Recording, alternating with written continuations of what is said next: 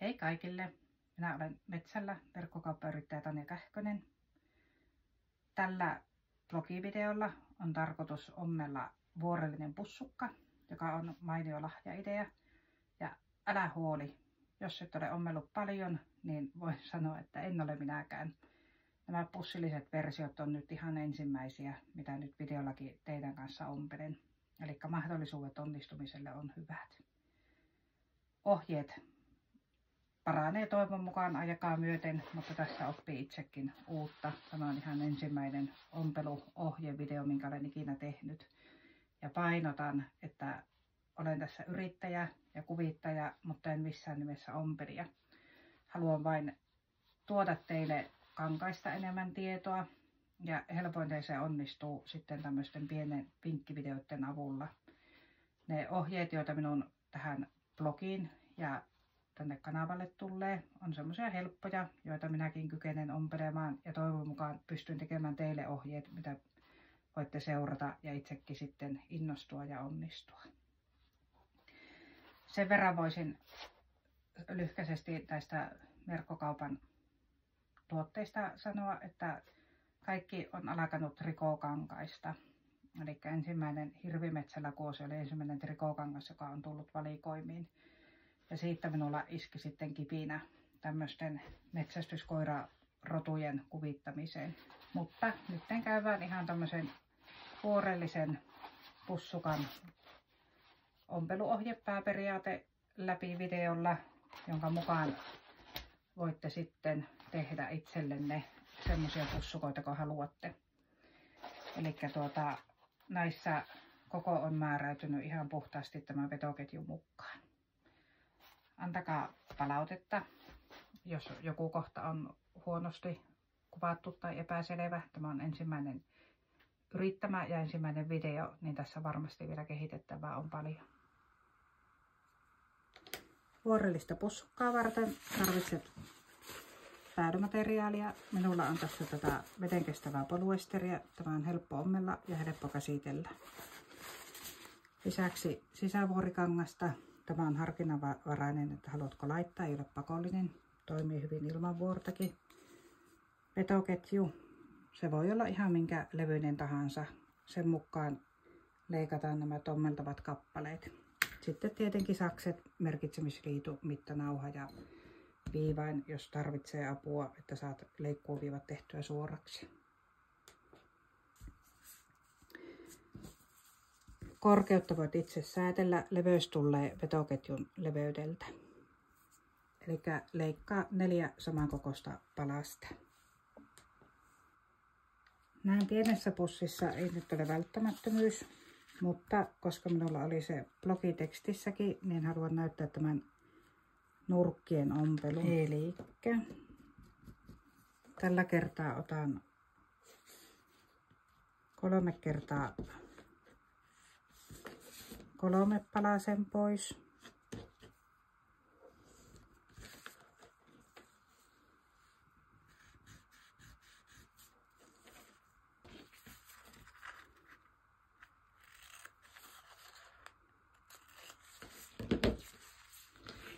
Ja tämän leikkaat pois nyt kaikista alareunoista, niin sisävuoresta kuin ulkovuorikappaleista. Kun olet leikannut kaikista kappaleista nämä alanurkat, voidaan alkaa valmistautumaan ompelemaan. Sitä ennen ota ensin 1 päällyvuorikappale ja 1 sisävuori. Kiinnitetään se vetoketjuun, eli vetoketju pöydälle oikeinpäin. Päällyvuorikappale sen päälle. Voit tässä välissä, jos haluat, niin laittaa muutamalla nuppineulalla ja alavuorikappale alimmaiseksi. Eli nyt tässä vaiheessa pitäisi olla sisävuori, vetoketju ja vetoketjun pitäisi nimenomaan vedin olla tällä kuviopuolta vasten. Näin. Eli nyt laitetaan nuppineulat tähän, että päästään sitten ompelemaan. Voi käyttää myös nipsuttimia. Ja näin lyhyissä kappaleissa ei välttämättä tarvitse nuppineuloja ollenkaan, mutta itse olen vielä vasta alkava ompelija, niin tuntuu, että on ainakin muutamalla kappaleella hyvä olla kiinni. Minulla meinasi aluksi kaatua koko vetoketjun ompelu siihen, kun mulla ei ollut vetoketjupainin jalkaa. Mutta sitten myöhemmässä vaiheessa totesin, että pärjään ihan hyvin kotiompelijana näilläkin, mitä kotoa välineitä löytyy. Se toki helpottaa ompelua, mutta ei se ole välttämätön. Eli nyt ommellaan vaan suoralla tämä ensimmäinen sauma.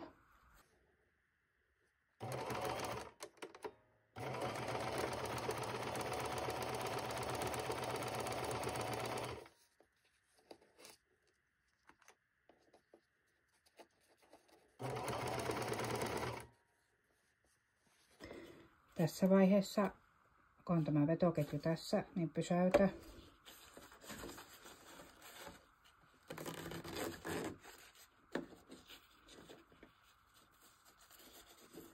Aukaise, laita paininjalka alas ja ompele loppuun.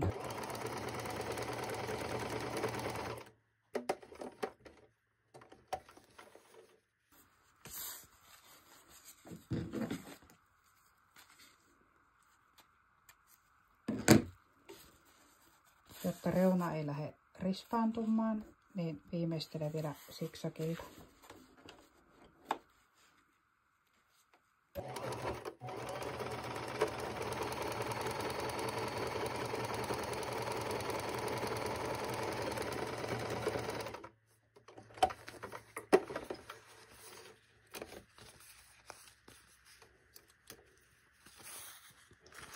Noin. Nyt se pitäisi näyttää tältä tässä vaiheessa. Nyt laitat niin kuin ensimmäisessä kohdassa niin tälle toiselle puolelle nämä pääly- ja sisäkappaleet ja ompele toinen puoli. Tähän työhön sopisi musta lanka oikein mainiosti, mutta nyt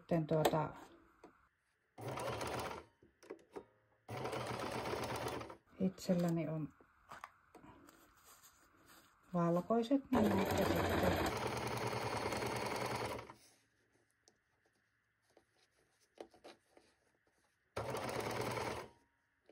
nyt taas muista tässä vaiheessa avata tuo vetoketju auki.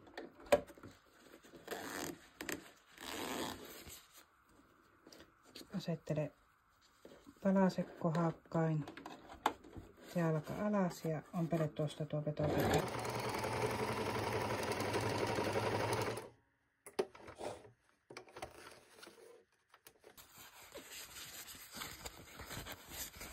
Tässä vaiheessa työ näyttää tältä.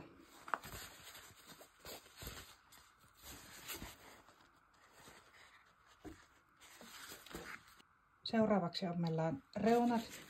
Eli nyt laitetaan päällevuoret vastakkain ja sisävuoret vastakkain. Nyt on mahdollisuus ommella. Tässä on kahta mallia. Tulee siistimpi, jos ompelee molemmilta puolilta ihan tuohon vetoketjun viereen. Tai sitten voi myös ommella koko matkalta suoraan. Toisella sama homma. Mutta nyt siis ommellaan nämä sivut kiinni. Jätetään yhdelle puolelle kääntöaukko. Ja sen jälkeen sitten viimeistellään nuo reunat. Seuraavaksi ommellaan sivut.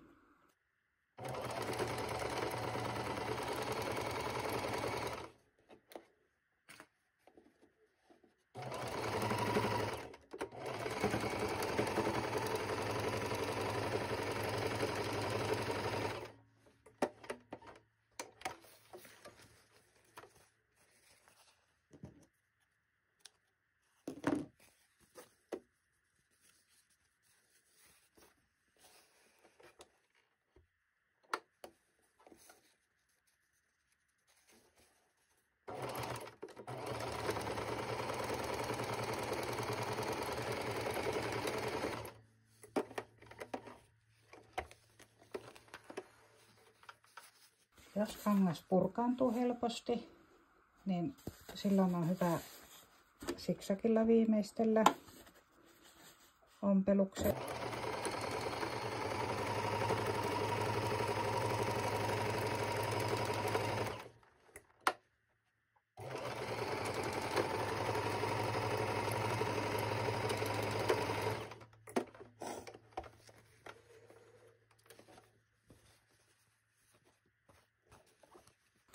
Päättele ylimääräiset langanpätkät pois tässä vaiheessa.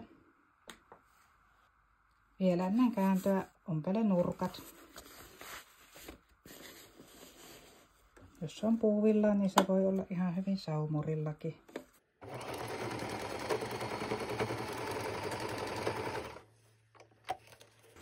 Polyesteriä kokeilin saumurilla, mutta se ei ollut ihan hirveän vakuuttavan näköistä sen jälkeen. Toista tämä sama kaikille 4 nurkalle. Sen jälkeen työ on valmis käännettäväksi. Kääntäkää ompelutyön oikeinpäin.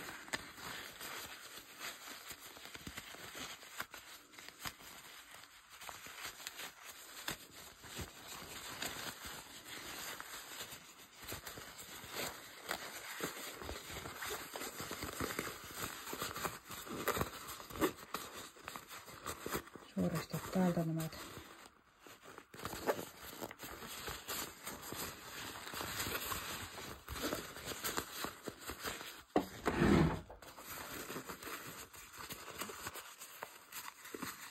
kulumat.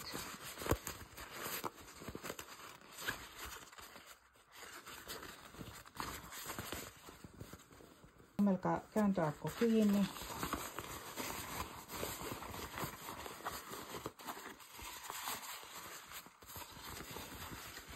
Taitelkaa vuorikangas sisälle.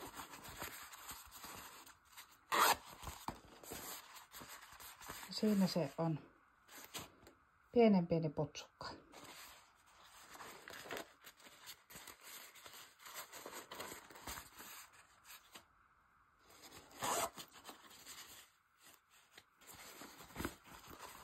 Tietenkin kun on pitempi vitoketju, niin saa sitten isomman pussukan.